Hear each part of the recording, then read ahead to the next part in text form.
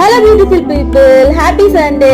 So ఇది వచ్చేసి Friday రోజు మినీ బ్లాగ్ అనమాట. ఇదైతే సమ్మర్ సీజన్ లా లేదు, రైనీ సీజన్ లాగుంది. రోజు ఏదో ఒక టైంలో అయితే వర్షం పడుతుంది అనమాట.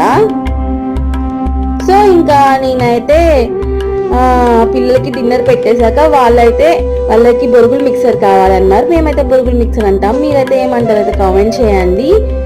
సో బొరుగులు మిక్సర్ అయితే అందరికీ తెలిసిన రెసిపీ, చాలా సింపుల్.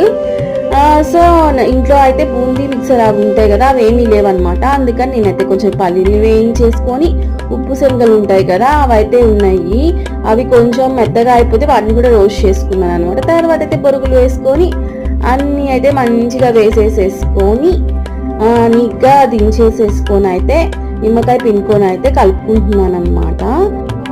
తర్వాత పిల్లలకి ఇచ్చాను. ఇంకా మా రిషి అయితే కారం తిన్నమాట, అందుకని నేను చేసుకుంటానని చెప్పి అదైతే చేసేసుకుంది అంతే.